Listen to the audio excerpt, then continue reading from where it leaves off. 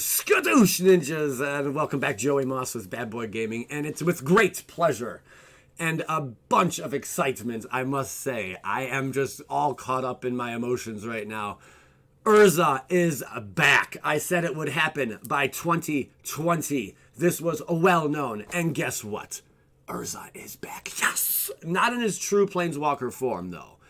I almost feel he might be too powerful for being printed onto a Planeswalker card.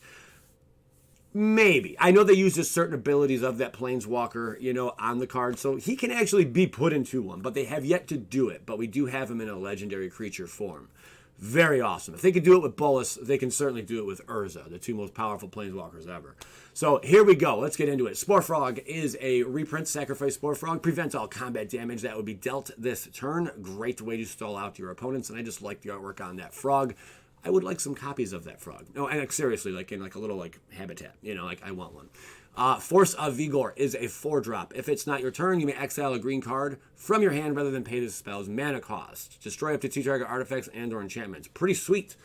This is a great card to sideboard, definitely for any green deck. But also, more importantly, if you have some kind of deck that revolves around artifacts and enchantments blowing up, I mean, maybe throw that in there. I don't know, but I highly doubt that's a feasible deck. Moving on, though.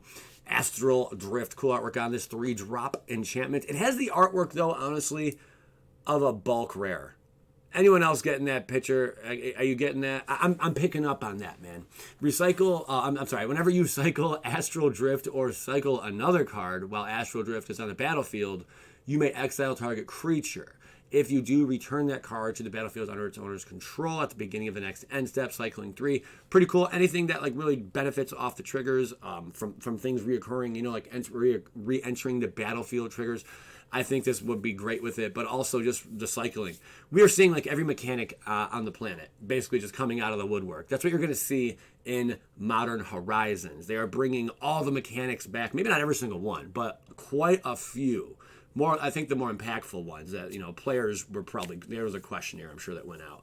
What's your favorite mechanic? I actually remember it. What was your favorite mechanic? Wizards made this. This was 6-8 months ago. I don't know, maybe a year ago, whenever it was. But they asked a whole bunch of questions. What mechanics would you like to see back? What spells this set and the other? What cards would you like to see reprinted? What's your favorite planes? The list kind of just went on. I think that had a lot to do with them making this set. Astral Drift, cool card. Scour all possibilities. Scry 2, then draw a card. Very powerful. It's like opt, but you get a Scry 2. And it has a flashback. And it costs 1 more. Very cool card, though. I definitely believe this will see play. The flashback, for those of you newer to the game, you may cast this card from your graveyard for its flashback cost, then exile it. Hooray! Very cool card.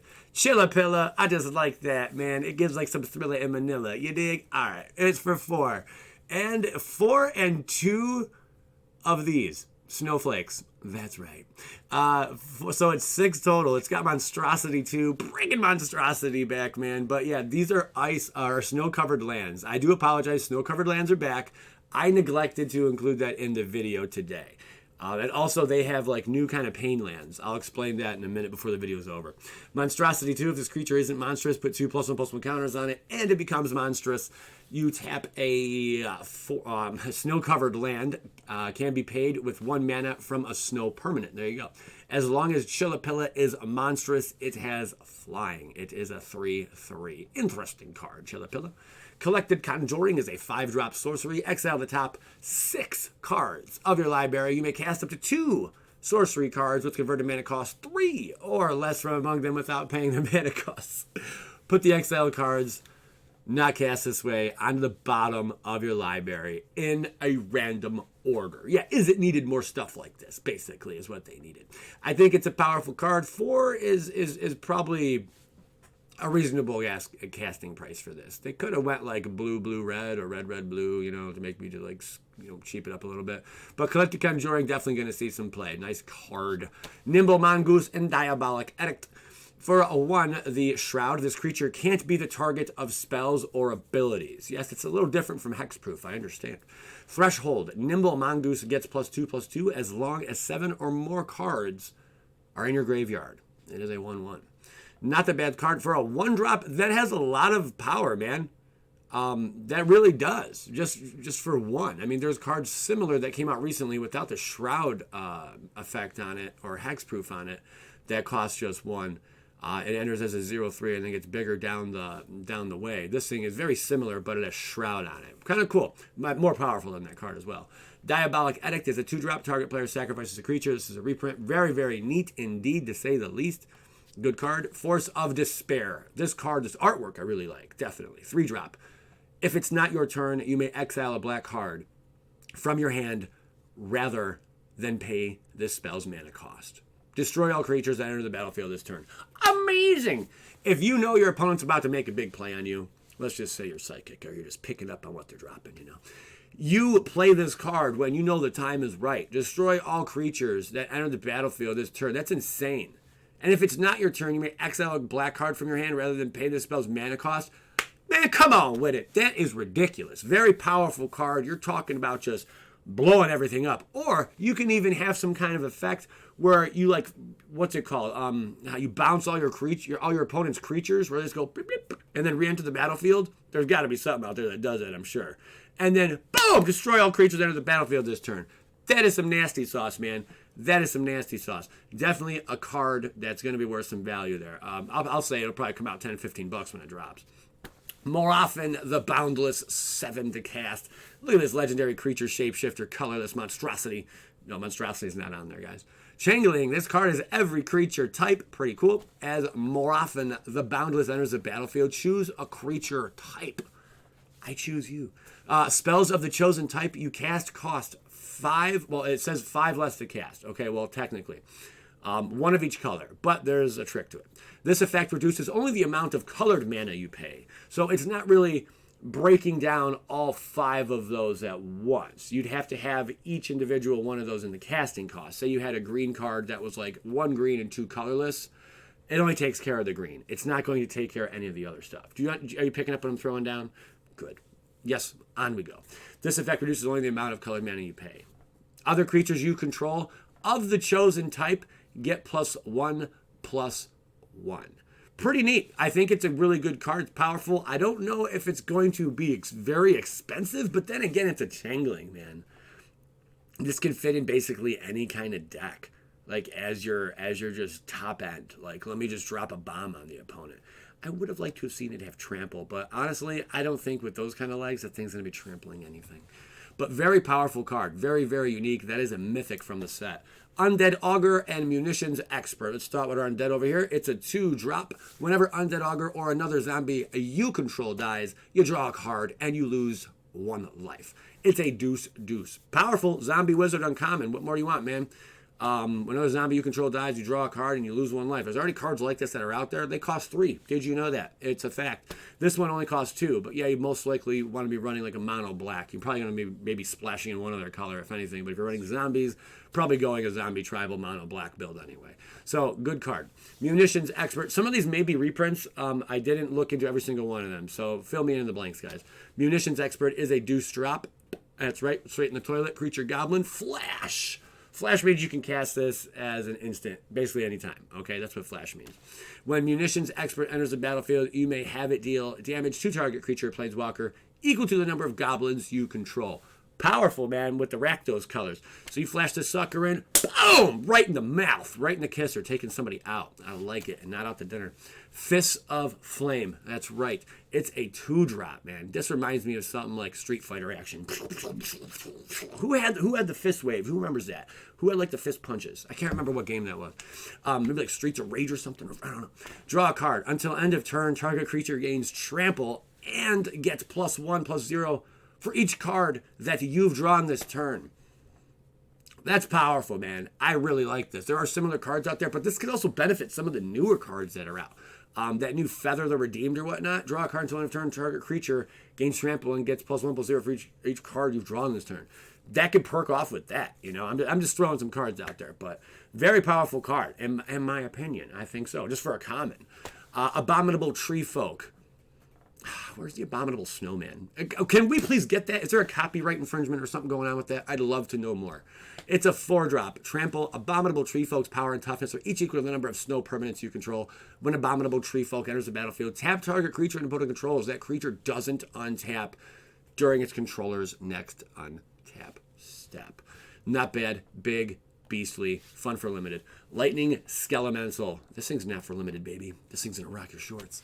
It's a 3-drop, trample and haste. Yes. Whenever Lightning Skelemental deals combat damage to a player, the player discards 2 cards. At the beginning of the end step, sacrifice Lightning Skelemental. It's a 6/1. This card is sweet, man. I don't know if it's a reprint or not, but I definitely like it. I think it will have a big impact. It's got trample, it's got haste. Haste means when it drops on the battlefield, boom, you can use it right then and there. Trample means any excess damage that it has not been blocked is going to your opponent's mouth. They got to deal with it. So that 6/1 is pretty cool.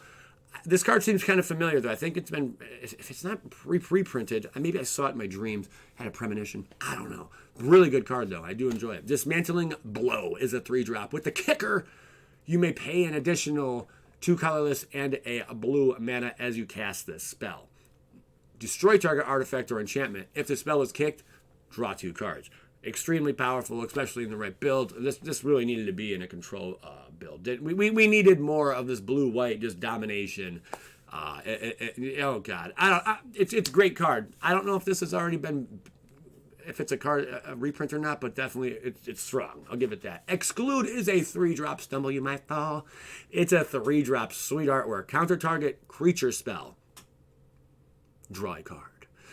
For 3, not bad. And it's not like it's 2 blue and 1 colorless. It's 2 colorless and 1 blue. Makes them a little more easier to cast, a little more flexible. I don't have time for you right now, Teferi.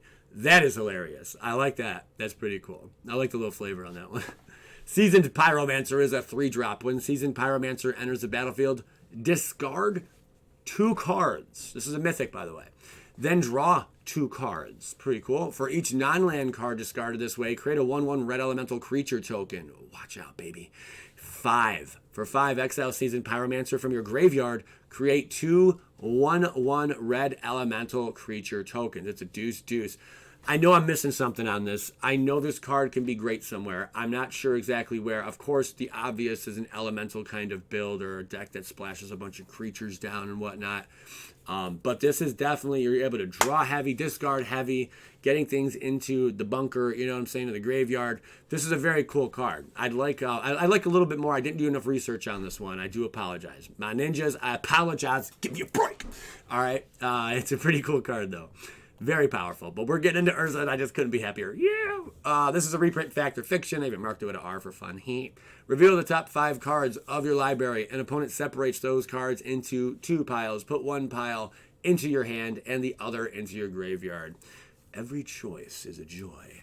This is it's a very powerful card, Fact or Fiction, baby. And it's printed in the uncommon. I don't know if this was printed rare before or if it was common. I think it was printed rare before, way back in the day. This has come out like an Urza block or something, I think. Flusterstorm, another older card. For 1 drop, counter target instant or sorcery spell unless its controller pays 1. I believe Flusterstorm came out, first appeared in a Commander set, if I'm not wrong, and then it was reprinted in the Vintage Masters, which is hardly even known of. No one really even heard of Vintage Masters, but it's out there. Flusterstorm, yeah, I believe so. I could be mistaken, but I think so. Counter target instant or sorcery spell unless its controller pays 1. And it has a storm. When you cast a spell, copy it for each spell cast before this turn. You may choose new targets for the copies. Extremely overpowering, very powerful, extremely powerful card. This Flusterstorm was printed in Iconic Masters as well as Vintage Masters. The command, I'm just trying to think off the top of my head. The Commander series thing, and also it was printed. It's going to be the buy box promo, so there you go, for Modern Horizons. Prismatic Vista. I just think this card's stupid good. It's a land. It's a rare. Tap it, pay 1 life, sacrifice Prismatic Vista, search your library for a basic land card, put it onto the battlefield, and shuffle your library. Shut up. There is beauty in the uncertainty of potential. Darn Skippy. This is a very insanely powerful card, and the artwork in it is breathtaking. I would not be surprised if this is a $30 rare. This is just a very, very, very, very, very powerful card. I don't think I need to say any more on this. It's an extremely powerful card. Woo! My ninja. I told y'all. And all you made fun of me. He was decapitated. He can't come back. Shut up. Urza, Lord High Artificer. Look at all them crazy, like, just beasts behind him. All the little constructs and what's not in the artifacts, guys. Legendary creature, human artificer. Urza. When Urza, Lord High Artificer, enters the battlefield, create a 0/0 colorless construct artifact creature token with this creature gets +1/+1 for each artifact you control. Tap an untapped artifact you control, add a blue mana. For 5, shuffle your library, then exile the top card. Until end of turn, you may play that card without paying its mana cost, 1/4. Stupid, overpowering, insanely good. I would expect nothing less from Urza. This is a very, very powerful card. Even the fact that you can bounce Urza, you can continuously bounce this dude and just keep making these construct tokens every turn is stupid broken, all right? And people will do it, believe it or not. It is going down in history. Urza, Lord Higher Artificer, amazing card. I love his cloak. I want that robe. Would you guys see? Would you want to watch me walk around my neighborhood wearing that? I would totally buy that getup, man.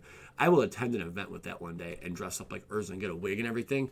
I swear. I'll get his glasses too. And how come he's not wearing his glasses? That's a really good question. Did someone steal his glasses? We don't know.